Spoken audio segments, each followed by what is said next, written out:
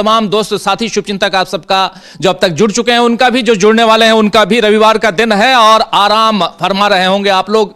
कुछ लोग कामकाज के लिए बाहर भी निकले होंगे, लेकिन इन सब के बीच खबरें बहुत महत्वपूर्ण आ रही हैं जो आप तक पहुंचाना जरूरी है, जिसमें ईरान से खबर भी है, खबर इधर हिंदुस्तान से भी है। हिंदुस्तान में उत्तर प्रदेश आज काफी चर्चा में है, क्योंकि उत्तर प्रदेश में विपक्ष के नेता, कांग्रेस पार्टी के उत्तर प्रदेश के प्रभारी अध्यक्ष अजय राय नजरबंद किए जा चुके हैं। और नजरबंद इसलिए क्योंकि कांग्रेस पार्टी अगले महीने की 25 फरवरी तक, यानी 25 तारीख तक अगले महीने की, तब तक कांग्रेस पार्टी मनरेगा के समर्थन में पूरे देश में प्रोटेस्ट कर रही है और उसकी शुरुआत 2 दिन पहले हो चुकी है। और उसमें आज उत्तर प्रदेश कांग्रेस कमेटी ने जो निर्णय लिया था कि प्रदेश भर में हम आंदोलन को थोड़ा और मजबूत करेंगे, आगे बढ़ाएंगे और साथ साथ आज यहां धरना प्रदर्शन भी होगा और भूख हड़ताल भी करेंगे।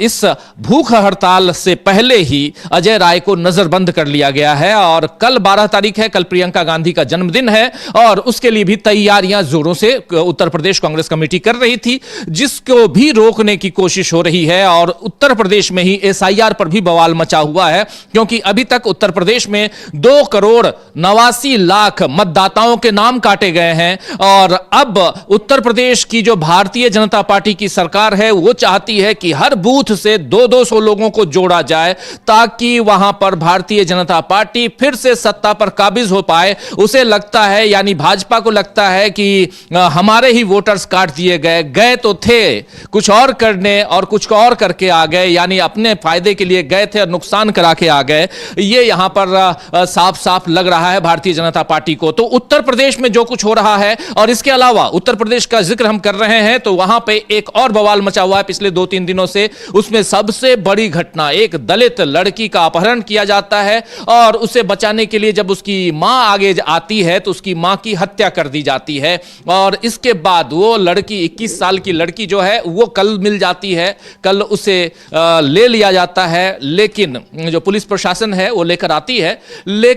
लेकिन इसके साथ साथ वहां पर एक दूसरे ढंग का माहौल, इसलिए क्योंकि थोड़ा सा अगर पॉलिटिकल जो जन नेता हैं वो वहां जाने, उनके उस परिवार तक पहुंचने की कोशिश करते हैं तो उन्हें रोका जाता है, जिसमें चंद्रशेखर आजाद का नाम सबसे आगे है। कांग्रेस पार्टी के भी कई नेता वहां जाने की कोशिश कर रहे थे, उन्हें भी रोक दिया गया। तो बहुत सारे घटनाक्रमों के बीच जब ईरान की बात, जहां से शुरुआत हमने की थी, ईरान आते हैं तो ईरान में भी वहां तहलका मचा हुआ है। पिछले महीने की 25 तारीख से, यानी दिसंबर आखिरी सप्ताह से वहां बवाल मचा हुआ है और अयतुल्लाह अली खामनेई जो वहां के सुप्रीम लीडर हैं उनके खिलाफ सड़कों पे लोग हैं और कहा जा रहा है, माना जा रहा है और बहुत सारे साक्ष्य भी हैं, उस हिसाब से कहा जा सकता है कि इसमें पूरा का पूरा अमेरिका का हाथ है। डोनाल्ड ट्रंप चाहते हैं कि ये जो खामनेई का दौर है ये खत्म हो और वहां पर प्रिंस रजा पहलवी, जो पहले भी शाह के बेटे रजा पहलवी राजकुमार जिसको कहते हैं, वो जो निर्वासित हैं और 1987 से अमेरिका में रह रहे हैं, वो आना चाहते हैं फिर से और सत्ता पर काबिज होना चाहते हैं, यानी शाह का फिर से वहां पर सत्ता हासिल हो जाए, शाह सत्ता पर आ जाए, काबिज हो जाए, ये वहां कहा जा रहा है। तो ईरान में भी। और हां, तीसरी बहुत महत्वपूर्ण बात जो आपके सामने रखना चाहता हूं वो है पश्चिम बंगाल।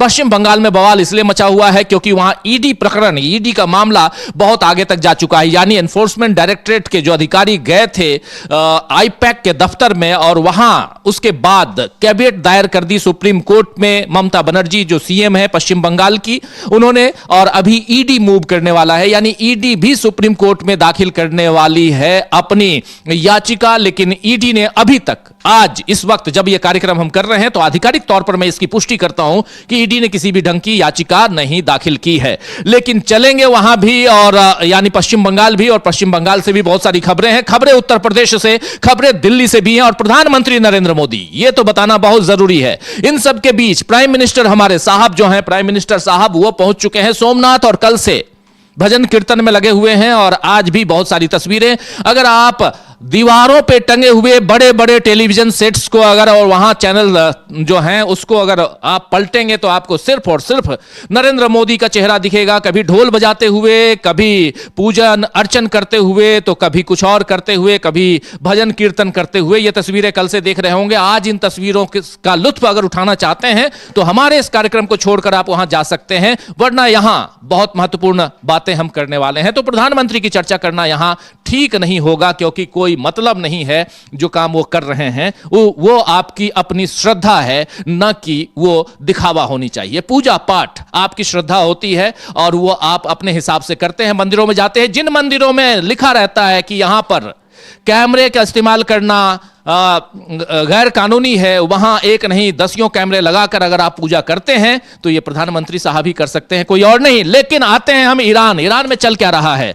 इकरार नहीं, बिल्कुल माफी चाहूंगा अविनाश। नहीं, ईरान का जो मुद्दा है, क्योंकि आज 15वां दिन चल रहा है। 28 तारीख को ईरान में जो तेहरान के कुछ व्यापारी हैं उन्होंने प्रदर्शन किया था रियाल की घटती कीमत को लेकर कि ये रियाल जो मुद्रा है वो काफ़ी तेज़ी से नीचे जा रहा था और महंगाई भी बढ़ गई थी, लोगों की परचेजिंग पावर भी कम हो रही थी। तो उसको लेकर एक छोटा सा प्रदर्शन हुआ था। लेकिन इस प्रदर्शन को आगे बढ़ाने में सबसे ज़्यादा अगर योगदान है तो फिर वो इजराइल और अमेरिका का है। 28 तारीख को ये प्रदर्शन स्टार्ट होता है और 29 तारीख को नेतन्याहू जो इजराइल के प्रधानमंत्री हैं वो अमेरिका पहुंचते हैं। और उसके बाद खबर आती है कि नेतन्याहू को डोनाल्ड ट्रंप ने ईरान पर हमले की मंजूरी भी दे दी है। और उसके बाद आप देखिएगा जो एक छोटा सा प्रदर्शन होता है वो पूरा देशव्यापी प्रदर्शन में बदल जाता है। और जिस तरीके का हिंसात्मक ये प्रदर्शन चल रहा है, क्योंकि आमतौर पर ईरान में ऐसा नहीं कि ईरान में पहले प्रदर्शन नहीं हुए, पहले भी काफ़ी प्रदर्शन हुए, सरकार के खिलाफ भी प्रदर्शन हुए, लेकिन इस बार का जो प्रदर्शन है और जो नारे लगाए जा रहे हैं, संभवतः पूरे दुनिया में ऐसा कोई भी प्रदर्शन नहीं है जहां राजशाही को वापस बुलाने के नारे लगाए जा रहे हों। आमतौर पर लोग लोकतंत्र के लिए प्रदर्शन करते हैं, चाहे आप यहीं देख लीजिए, श्रीलंका का प्रदर्शन हो या बांग्लादेश में हो या फिर हम नेपाल को देख लें, यहाँ कोई भी प्रदर्शन राजशाही की वापसी के लिए नहीं हुआ है। लेकिन ईरान में क्योंकि राजशाही अमेरिका वापस लेके आना चाहता है, क्योंकि जो वहाँ के जो क्राउन प्रिंस हैं रेजा पहलवी, वो इस समय निर्वासित जीवन जी रहे हैं अमेरिका में। तो अमेरिका चाहता है कि जिस तरीके से वेनेजुएला के जो पेट्रोल पर उसने अब कब्जा कर लिया है, उसी तरीके से ईरान के पेट्रोल पर भी उसका कब्जा हो जाए, क्योंकि ना तो वेनेजुएला को पेट्रोल बेचने दे रहा था अमेरिका और ना ही ईरान को बेचने दे रहा है। और इस समय जो प्रदर्शन चल रहे हैं, खामनेई साफ बोल चुके हैं कि हम अमेरिका की धमकियों से बिल्कुल नहीं दबेंगे। और जो लोग प्रदर्शन कर रहे हैं, शांतिपूर्ण प्रदर्शन कर रहे हैं, हम उनसे बातचीत करने को तैयार हैं। उनकी जो मांगे हैं कि भाई महंगाई बढ़ गई है, उस चीज़ को स्वीकार कर रहे हैं। बोले रियल की जो अवमूल्यन लगातार तेजी से नीचे गिर रहा है, उस चीज़ को भी स्वीकार कर रहे हैं। बोले हम हर मुद्दे पर बात करने को तैयार हैं, लेकिन जो दंगाई हैं उनसे हम कोई बात नहीं करेंगे, उनके खिलाफ सख्त एक्शन होगा। और क्योंकि जो प्रदर्शन के पीछे साफ साफ दिख रहा है कि अमेरिका और इजराइल, जिस तरीके के बयान डोनाल्ड ट्रंप के आ रहे हैं कि हम ईरान पर हमला करने को तैयार हैं, तो साफ दिख रहा है ट्रंप की जो रणनीति है सीधी सीधी बिजनेस वाली रणनीति है कि किसी तरीके से जो ईरान है उनके तेल के कुओं पर कब्जा किया जाए। और उसी के चलते इस तरीके से जो प्रदर्शन चल रहे हैं वो उनको बढ़ावा दिया जा रहा है। और ये भी माना जा रहा है कि जिस तरीके का अब ट्रंप का बयान आया है और खामनेई का जो पलटवार आया है, तो संभावना तो इसी बात की दिख रही है कि एक सप्ताह के अंदर ही अंदर एक नई जंग शुरू हो सकती है। एक सप्ताह के अंदर एक नई जंग हम हो सकता है कि देखे ईरान और अमेरिका, ईरान और इजराइल के बीच, क्योंकि ईरान और इजराइल अगर लड़ाई कर रहे हैं, दोनों आमने सामने हैं, तो ये मान लीजिए कि अघोषित तौर पर ईरान के सामने अमेरिका है, न कि इजराइल। और इजराइल को भी चाहिए यहां कि किसी भी ढंग से वो युद्ध में बना रहे ताकि बेंजामिन नेतन्याहू की सत्ता बरकरार रहे। और दूसरी तरफ अमेरिका में जो वहां के राष्ट्रपति हैं डोनाल्ड ट्रंप, वो धीरे धीरे काफी अनपॉपुलर होते जा रहे हैं, उनको भी अभी मध्यावधि चुनाव झेलना होगा और उसमें उनकी पार्टी की हार निश्चित है, यह भी माना जा रहा है। इससे पहले वो देश ही नहीं बल्कि पूरी दुनिया में अपने हिसाब से अपनी सरकार चलाना चाहते हैं, उन जगहों पर स्थापित करना चाहते हैं जिन जगहों पर कहीं ना कहीं पेट्रोकेमिकल्स की प्रचुर मात्रा है, जिसमें रूस है, जिसमें वेनेजुएला पे वो कब्जा कर चुके हैं और ईरान उसमें बहुत महत्वपूर्ण भूमिका निभा सकता है। ये सब बातें भले ग्लोबल इकोनॉमी और ग्लोबल पॉलिटिक्स दोनों की बातें हैं, लेकिन इसके साथ साथ इसका असर हिंदुस्तान पे भी पड़ता हुआ दिखाई देता है, पूरी दुनिया पर पड़ता हुआ दिखाई देता है।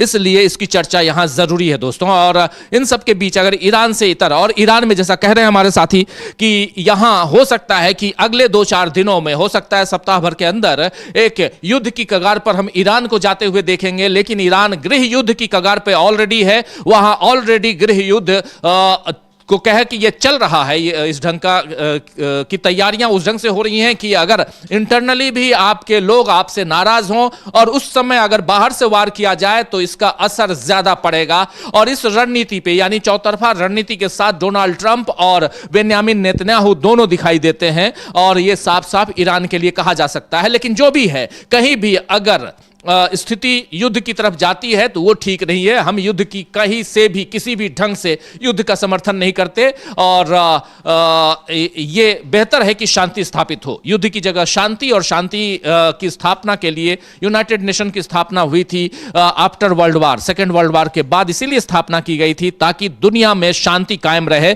लेकिन एक बार फिर जिस यूनाइटेड नेशन का, यानी संयुक्त राष्ट्र संघ का मुख्यालय न्यूयॉर्क में है, अमेरिका में है, और उसी संयुक्त राष्ट्र संघ जो अमेरिका में है, उसी अमेरिका के राष्ट्रपति आज पूरी दुनिया को, जो नोबेल पुरस्कार शांति का लेना चाहते थे, वही आज पूरी दुनिया को अस्त व्यस्त और युद्धग्रस्त करने की कोशिश में दिखाई देते हैं। ये कहा जा सकता है? नहीं, बिल्कुल। जिस तरीके की डोनाल्ड ट्रंप की नीतियां हैं, चाहे वेनेजुएला पर हमला हो, चाहे वो जिस तरीके से डेनमार्क को धमका रहे हैं कि ग्रीनलैंड हमको सौंप दो, या जिस तरीके से वो लगातार ईरान में इंटरफेयर करने की कोशिश कर रहे हैं, क्योंकि ईरान का जो मुद्दा है, वो सबसे बड़ी बात ये है कि ईरान के साथ में अमेरिका 6 महीने पहले एक जंग में उलझ भी चुका है।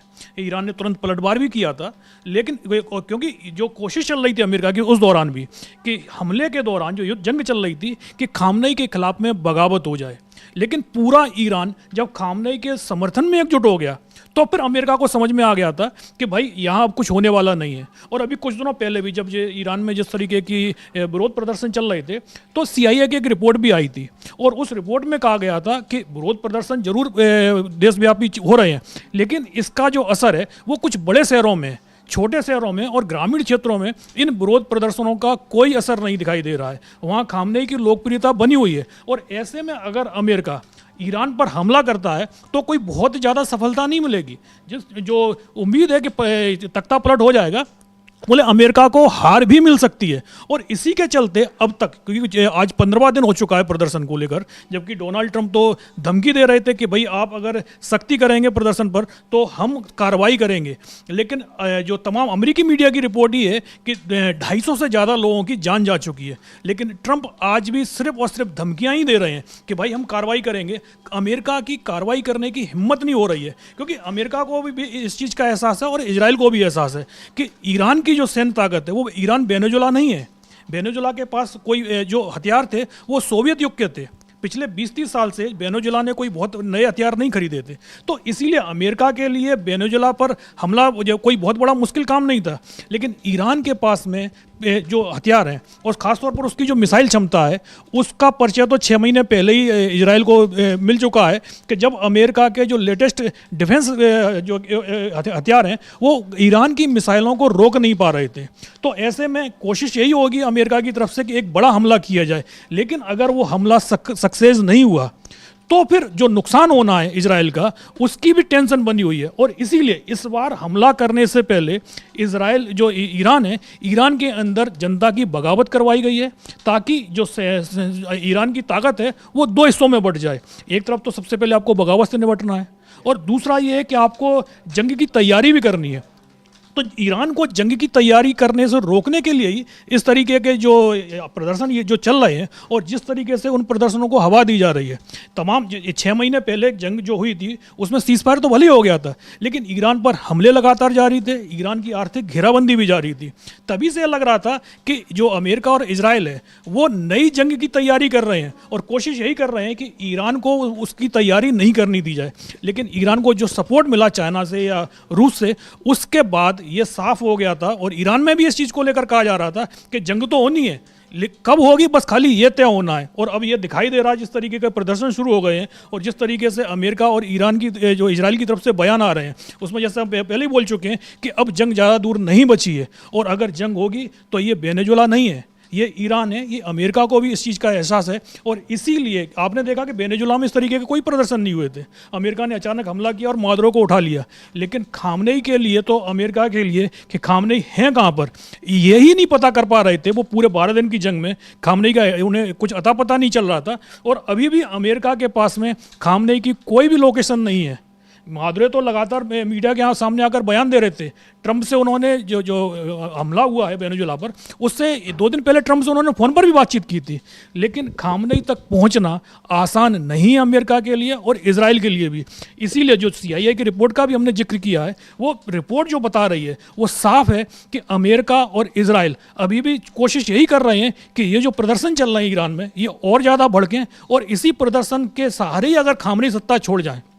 और जिस तरीके के पश्चिमी मीडिया में तमाम आर्टिकल छपवाए जा रहे हैं कि भाई खामनेई अपने सहयोगियों के साथ लेकर रूस भागने की तैयारी कर रहे हैं, हाँ, तो इस तरीके के तमाम आर्टिकल, हर तरीके का दबाव बनाया जा रहा है ताकि जो ईरान के प्रदर्शनकारी हैं वो प्रदर्शन और तेज हो। बिल्कुल, अभी कल हमने देखा भी ट्रूथ सोशल पे इन्होंने लिखा भी डोनाल्ड ट्रंप ने कि ईरान में जो प्रदर्शन है वो प्रदर्शन तेज करो, और उधर प्रिंस रजा पहलवी ने भी अपना वो पैगाम मैसेज सोशल मीडिया के जरिए भिजवाया ईरान में, तेहरान में और दूसरे शहरों में कि दूसरे शहरों पर भी कब्जा करो की बात रजा पहलवी ने कही है। लेकिन ईरान एक जंग के मुहाने पे है और ये जंग कभी भी शुरू हो सकती है। ब्रेकिंग खबर आप तक हम पहुंचा रहे हैं और ये अच्छा नहीं है, युद्ध कभी भी सही नहीं होता है और इस बात की हम सिफारिश कतई नहीं करेंगे कि कहीं युद्ध हो। लेकिन इतना जरूर है कि जिस जंग के मुहाने पर ईरान पहुंच चुका है उसमें नेतन्याहू और दूसरी तरफ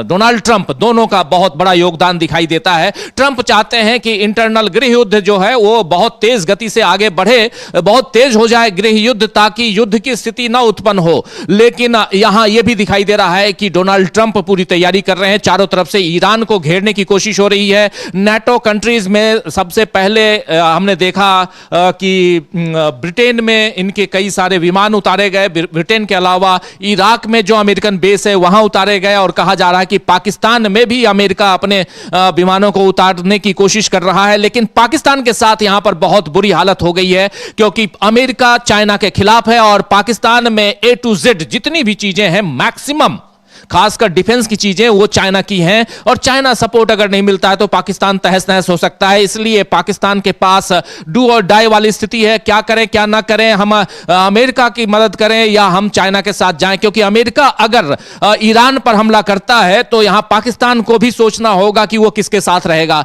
वो अमेरिका के साथ रहेगा या वो चीन के साथ रहेगा। वो चीन के साथ रहता है तो उसे ईरान का साथ देना होगा और ऐसे में अमेरिका के युद्धपोतों को, युद्धक विमानों को अपने यहां उतारने देने से मना करना होगा। लेकिन इतनी हिम्मत क्या शहबाज शरीफ उठाएंगे, यह भी एक बड़ा सवाल होता है।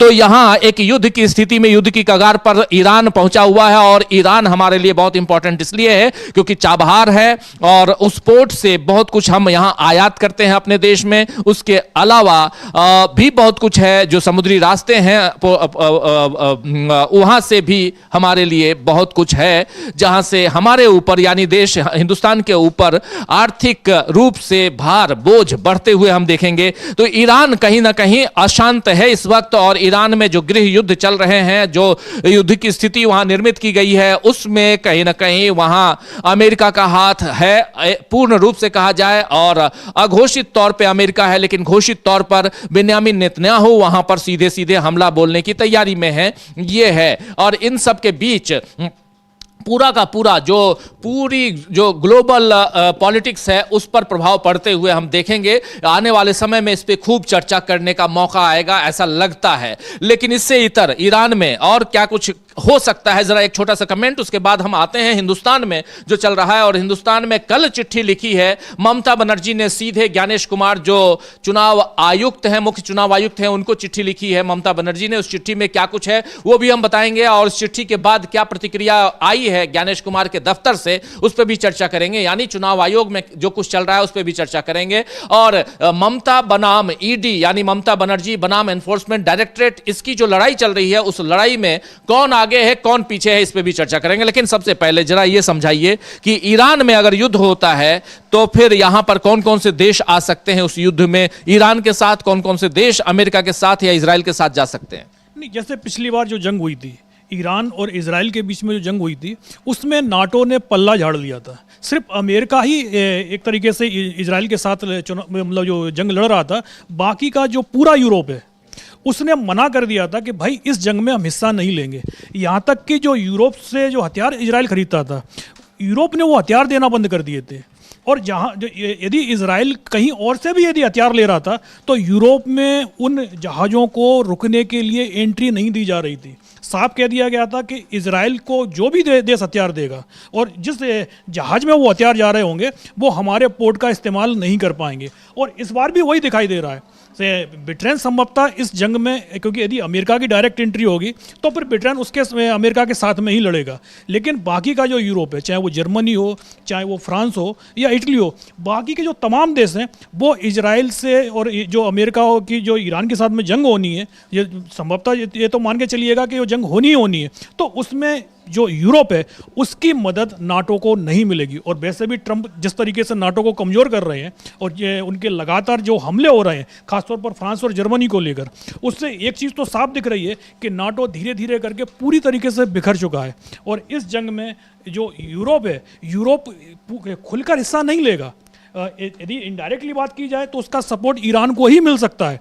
दूसरी तरफ जो ईरान का समर्थन है, ईरान का समर्थन खुलकर संभवतः इस बार भी चीन और रूस की तरफ से उतना नहीं हो पाए, क्योंकि रूस तो इस समय खुद ही एक जंग में उलझा हुआ है। यूक्रेन के साथ में उसकी जो जंग चल रही है, जब तक वहाँ सीज फायर नहीं होता है तब तक रूस के लिए उतनी तरह खुलकर मदद करने की जो गुंजाइश है वो काफ़ी कम रहेगी।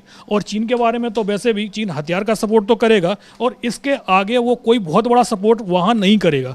और क्योंकि हथियार भी वो देता है तो बदले में ईरान से तेल ले लेता है, तो जो चीन की नीति है वो पूरी तरीके से शुद्ध व्यापारिक नीति है। तो अब ईरान को ही इस चीज़ पर एक तरीके से जो लड़ाई लड़नी है और उसकी तैयारी भी शुरुआत से ही कर रहा है, क्योंकि ईरान को पता है कि लड़ाकू विमान उसके पास उतने मॉडर्न नहीं है, इसीलिए उसने अपनी पूरी ताकत जो लगाई है वो लगाई है मिसाइल सिस्टमों के ऊपर। नई नई मिसाइलें उसने तैयार की हैं और इस बार उसके पास जो मिसाइलों का जखीरा है वो भी पहले की तुलना में ज़्यादा बड़ा हो चुका है और उन मिसाइलों की क्षमता भी ज़्यादा बड़ी हो चुकी है। ये भी कहा जा रहा है कि ईरान ने जो अभी नई जो मिसाइल बनाई है वो उसकी जो उसका टारगेट है वो अमेरिका, मतलब जो डोनाल्ड ट्रंप का आवास है वहाँ तक वो मार कर सकता है। लेकिन अब कितनी मिसाइलें ईरान ने बना ली हैं इसको लेकर अभी तक कोई क्लियरिटी नहीं है। और इसी के चलते ये कहा जा रहा है कि डोनाल्ड ट्रंप भी घबराए हुए हैं कि ईरान पर सीधा डायरेक्ट हमला किया जाए कि नहीं किया जाए। लेकिन ये तय है जंग होगी तो इस बार वो 12 दिन तक की जो जंग चली थी उसकी तुलना में ये जंग बहुत ज़बरदस्त होगी, क्योंकि ईरान की तरफ से भी कहा गया है कि पहले ही दिन एक साथ हम कम से कम 2000 मिसाइलें इजराइल पर दागने की ताकत रखते हैं और पहले दिन हम ये करके भी दिखाएंगे। जबकि पिछली जो जंग हुई थी उसमें ईरान ने पूरे 12 दिन में 500 से 700 मिसाइलें दागी थी। मतलब यहां साफ है, देखिए एक बात बहुत समझने की जरूरत है, ईरान अगर युद्ध की कगार पे है और अगर ईरान इस जंग में अब कूदता है तो घोषित तौर पे यहां ईरान का साथ देते हुए नजर आएंगे दो देश और भी, जिसमें एक देश है रूस और दूसरा देश है चाइना, चीन। रूस और चीन दोनों अगर साथ मिलकर यहां ईरान की मदद करते हुए नजर आएंगे तो आप समझ लीजिए कि दुनिया जो है वो एक दूसरे विश्व युद्ध की तरफ बढ़ते हुए हम देखेंगे दुनिया को, जिसमें नाटो, अमेरिका ये सब एक साथ होंगे और रूस, चाइना और रूस और चीन के साथ एक युद्ध की स्थिति निर्मित होगी, जिसमें जापान हो सकता है कि इस खेमे में रहे या उस खेमे में भी जा सकता है। जापान को लेकर भी कुछ कहा नहीं जा सकता है, लेकिन युद्ध के हालात अगर बनते हैं तो ऐसे बन सकते हैं जिसमें रूस, चीन और ईरान एक साथ अमेरिका और इजराइल के खिलाफ लड़ते हुए नजर नजर आए। और ईरान और अमेरिका अगर साथ में आता है तो पहले से ही हमने देख लिया कि नाटो भी अमेरिका का साथ देता हुआ नजर आएगा, क्योंकि अमेरिका भी उसका हिस्सा है, इसलिए नजर आएगा। और अमेरिका ऑलरेडी ब्रिटेन में अपनी युद्धक विमानों को उतार चुका है, तैयारियां पहले से हो रही हैं। तो यहां ईरान की हम बात कर रहे हैं तो आप ये एक घबराने वाली बात है। मैं जरूर कहूंगा, बार बार कहूंगा कि युद्ध के हालात ना बने तो बेहतर है, लेकिन ईरान अपनी तैयारियां अपने हिसाब से कर रहा है। और ईरान को थोड़ा सा और कमजोर करने के लिए वहां अमेरिकी ताकत जो है वो इंटरनली लगी हुई है और वहां गृह युद्ध के हालात बन गए हैं। ईरान के सूरत हाल और भी नजदीक से वहां के हमारे साथी बताएंगे, हम उनसे जोड़ेंगे उनको, और आप तक वहां ईरान में क्या कुछ चल रहा है, जमीनी हकीकत क्या है, ग्राउंड रिपोर्ट क्या है, वो हम आप तक जल्दी पहुंचाएंगे।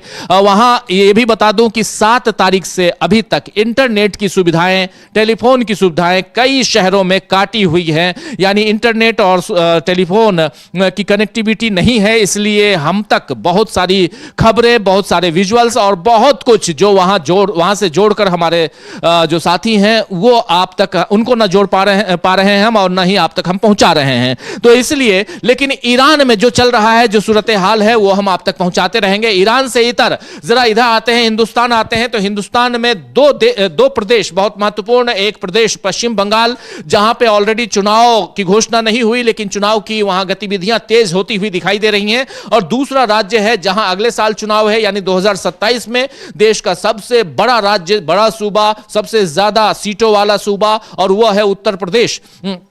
उत्तर प्रदेश में आज कांग्रेस पार्टी वहां मनरेगा के पक्ष में जो प्रदर्शन करने वाली थी, वहां पर उत्तर प्रदेश के जो मुखिया हैं कांग्रेस पार्टी के, यानी अजय राय, उनको नजरबंद कर लिया गया है। उन्होंने क्या कुछ कहा है इस मसले पे, जरा पहले उनको सुन लेते हैं अजय राय को, फिर चर्चा आगे बढ़ाते हैं। हमारे साथी अविनाश हमारे साथ मौजूद हैं, और आप तमाम साथियों एक बार फिर जो बाद में जुड़े हैं, आप सबका एक बार फिर स्वागत करता हूं, इस्तकबाल करता हूं। सुनिए जरा अजय राय को।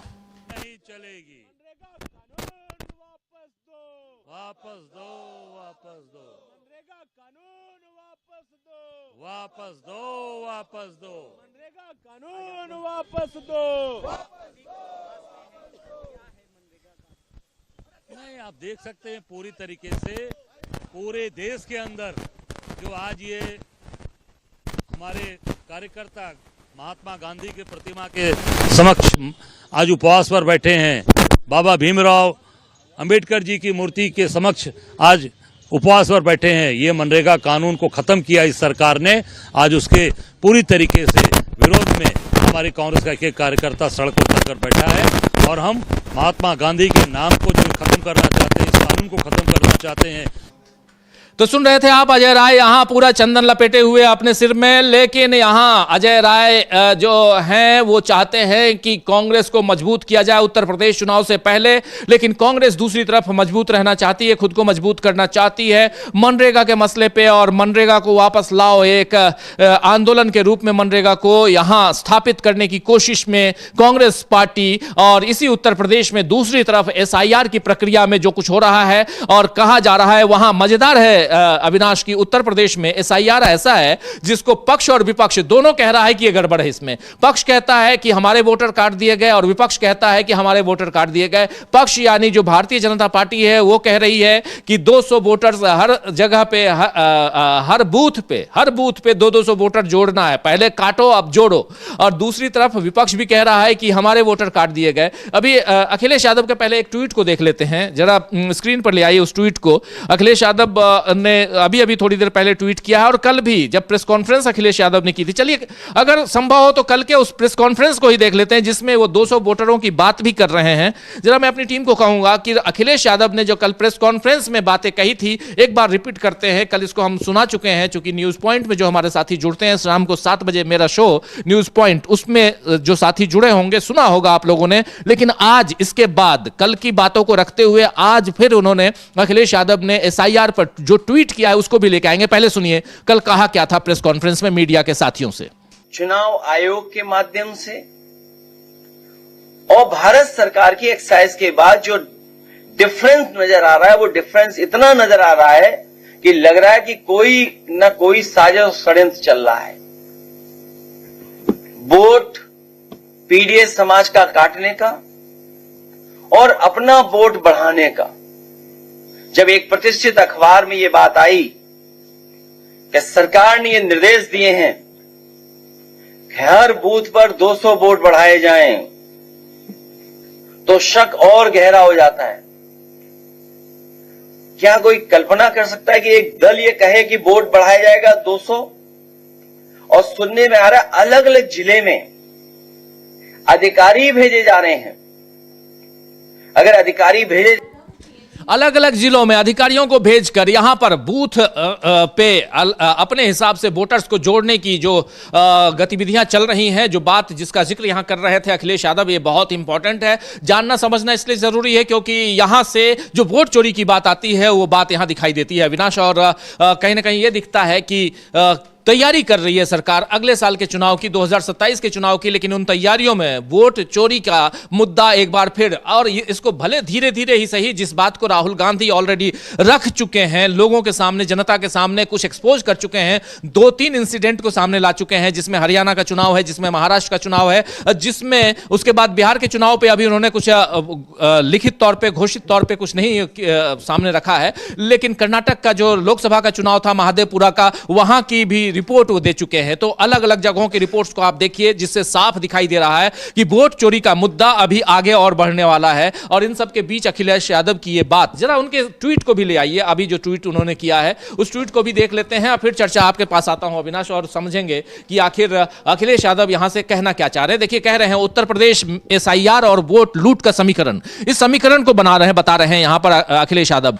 उत्तर प्रदेश SIR यानी स्पेशल इंटेंसिव रिवीजन और वोट लूट का समीकरण, जिसमें पॉइंट वाइज रख रहे हैं बात अपनी कि केंद्रीय चुनाव आयोग ने उत्तर प्रदेश विधानसभा के वोटर लिस्ट का SIR कराया, वोटर लिस्ट का SIR करवाया, और उसी समय राज्य चुनाव आयोग ने पंचायत चुनाव की वोटर लिस्ट का SIR कराया। दोनों SIR हर जगह समान BLOs ने ही किया। आश्चर्यजनक यह है कि विधानसभा SIR के बाद पूरे प्रदेश के मतदाताओं की संख्या 2,89,00,000 कम हो गई, और यह कम होकर 12,56,00,000 ही रह गई। वहीं पंचायत SIR के बाद ग्रामीण मतदाताओं की संख्या 40 लाख बढ़कर, देखिए 40 लाख बढ़कर 12,69,00,000 हो गई।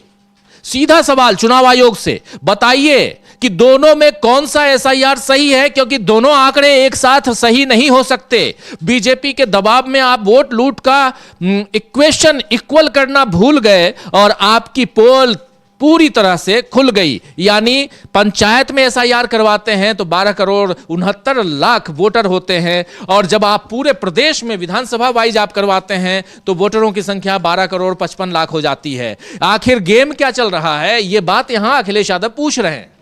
नहीं, सबसे बड़ी बात तो ये कि आप ये देखिएगा, जो विधानसभा वाइज SIR हो रहा है वो पूरे प्रदेश का हो रहा है, लेकिन दूसरा जो राज्य ने कराया है SIR वो सिर्फ पंचायत स्तर पर हुआ है, इसमें शहरी क्षेत्र शामिल नहीं है। अब आप अगर शहरी क्षेत्र के वोटरों को और जोड़ दें तो ये तकरीबन 3.5-4 करोड़ वोट और हो जाएंगे। तो ये संख्या 13-14 लाख की नहीं है, बल्कि ये 14 करोड़ की नहीं है। नहीं, जो भी पंचायत चुनाव का जो दिखाई दे रहा है अंतर, अगर उसमें शहरी क्षेत्र और जोड़ दिया जाए तो ये अंतर 4 करोड़ वोटों से भी ज्यादा का हो जाएगा। तो आप बताइए कि SIR कौन सा सही है? जो योगी आदित्यनाथ की सरकार SIR करवा रही है उनका SIR सही है कि नरेंद्र मोदी का SIR सही है?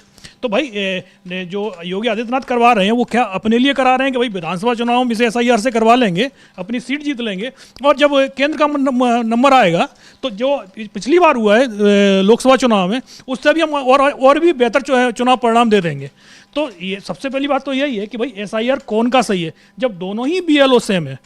भाई ये जो मजेदार है कि दोनों BLO सही है, सेम है, एक ही BLO है दोनों जगह, और BLO अगर सेम है तो उसके बाद SIR किसका सही है? बहुत बड़ा घोटाला है ये, बहुत बड़ा घोटाला ये कह सकते हैं, क्योंकि जब आप पंचायत लेवल का SIR करवा रहे हैं, यानी ग्रामीण लेवल के, ग्रामीण स्तर के विलेजेस में जाके, गांव में जाके आप SIR कर रहे हैं, जिसे वहां पंचायत लेवल पे करवाया गया वही BLO करते हैं, तो वो उनको 12,69,00,000 मतदाता सिर्फ और सिर्फ पंचायत में मिलते हैं। पूरे प्रदेश के, यानी उत्तर प्रदेश की बात कर रहा हूं दोस्तों। जो नहीं सुन पाए हो ध्यान दीजिए जरा, यह बहुत बड़ा घोटाला सामने है जिसका जिक्र यहां अखिलेश यादव कर रहे हैं। बड़ा घोटाला यह है कि अगर आप पंचायत लेवल का एसआईआर करवा रहे हैं तो आपको 12 करोड़ 69 लाख, 12 करोड़ 12 करोड़ एंड 69 लाख मतदाता मिलते हैं सिर्फ और सिर्फ पंचायत लेवल के। और उसी समय वही बीएलओ अगर राज्य स्तर की का एसआईआर करते हैं तो उस एसआईआर में राज्य में कुल मतदाताओं की संख्या 12 करोड़ 55 लाख ही मिलती है। उसमें भी लगभग 30 लाख का 20 लाख का अंतर हो जाता है। 20 लाख का अंतर यानी 20 लाख कम ज्यादा होते हैं पंचायत में और 20 लाख कम हो जाते हैं पूरे प्रदेश में। तो क्या शहरी मतदाता कहीं और चले गए? क्या शहरी मतदाता बिहार और पश्चिम बंगाल चले गए, जहां बिहार में आपने चुनाव करवा दिया और पश्चिम बंगाल में आप चुनाव करवाने वाले हैं? क्या यहां चले गए? यह बड़ा सवाल है। एक बार फिर से यहां पर लाइए जरा स्क्रीन पर अखिलेश यादव के उस ट्वीट को, जिस ट्वीट में इन्होंने, देखिए अखिलेश यादव क्या लिख रहे हैं। उत्तर प्रदेश एसआईआर और वोट लूट का समीकरण बता रहे हैं। Equation of SIR, UP SIR और वोट लूट जो कर रहे हैं वोट का। यहां पर केंद्रीय चुनाव आयोग ने उत्तर प्रदेश विधानसभा के वोटर लिस्ट का एसआईआर कराया। उसी समय राज्य चुनाव आयोग ने पंचायत चुनाव की वोटर लिस्ट का एसआईआर कराया। दोनों एसआईआर हर जगह समान बीएलओज ने ही किया। आश्चर्यजनक यह है कि विधानसभा एसआईआर के बाद पूरे प्रदेश के मतदाताओं की संख्या 2 करोड़ 89 लाख कम होके 12 करोड़ 56 लाख ही रह गई। यहां पे साफ साफ कह रहे हैं कि 2 करोड़ 89 लाख प्रदेश भर के विधानसभा वाइज आपने जो किया उसमें 12 करोड़ 56 लाख ही मतदाता रह गए। लेकिन वहीं पंचायत एसआईआर के बाद ग्रामीण मतदाताओं की संख्या 40 लाख बढ़ जाती है और 40 लाख बढ़ के, जी हां 40 लाख बढ़ के 12 करोड़ 69 लाख हो गई। सीधा सवाल है कि चुनाव आयोग से बताइए कि दोनों में कौन सा एसआईआर सही है, क्योंकि दोनों आंकड़े एक साथ सही नहीं हो सकते। बीजेपी के दबाव में आप वोट लूट के इक्वेशन इक्वल करना भूल गए और आपकी पोल पूरी तरह खुल गई। यह बात यहां कह रहे हैं। यानी साफ साफ 40 लाख मतदाता ग्रामीण स्तर पे बढ़ जाते हैं और शहर में 2 करोड़ 89 लाख मतदाता घट जाते हैं।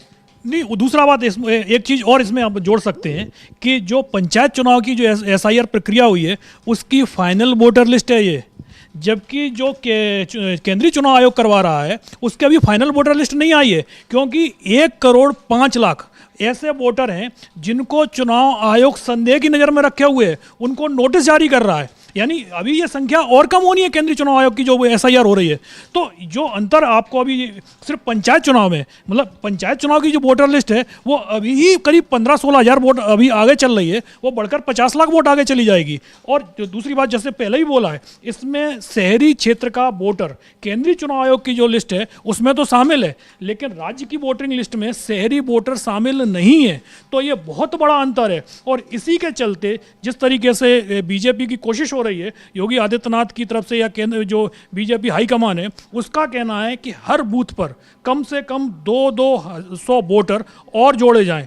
यूपी में कुल 1,77,000 बूथ हैं और अगर 200 वोटर जोड़े जाते हैं तो यह संख्या 3 करोड़ 54 लाख हो जाती है। यानी कि जो शहरी क्षेत्र का जो आंकड़ा है, जिसको अभी जो अंतर दिखाई दे रहा है लगभग 3.5-4 करोड़ का, उतने वोट जोड़ने की तैयारी हो रही है। लेकिन ये 3.5 करोड़ जो वोट जोड़े जाएंगे खाली शहर में नहीं जोड़े जाएंगे, ये गांव में भी जोड़े जाएंगे। हाँ, क्योंकि हर बूथ पर जोड़ने की बात हो रही है। तो जहाँ जहाँ, क्योंकि जो यूपी है वो ग्रामीण क्षेत्र ज़्यादा बड़ा है, शहरी क्षेत्र छोटा है, तो गाँव में ज़्यादा वोट जोड़ा जाएगा। और कोशिश यही हो रही है कि ये वोट एसआईआर की प्रक्रिया के बीच में कुछ वोट जोड़े जा सकते हैं और उसके बाद एसआईआर जब खत्म हो जाएगा, क्योंकि चुनाव 2027 में होना है और 2027 के चुनाव से पहले एक बार वोटिंग लिस्ट दोबारा से फिर तैयार होगी, तो विपक्ष को उस समय इस चीज़ पर नज़र रखनी पड़ेगी कि भाई जो नई वोटिंग लिस्ट बनेगी जिसमें 3.5 लाख जो करोड़ वोट हैं उनको बढ़ाया जाना है, तो ये कौन से वोट हैं?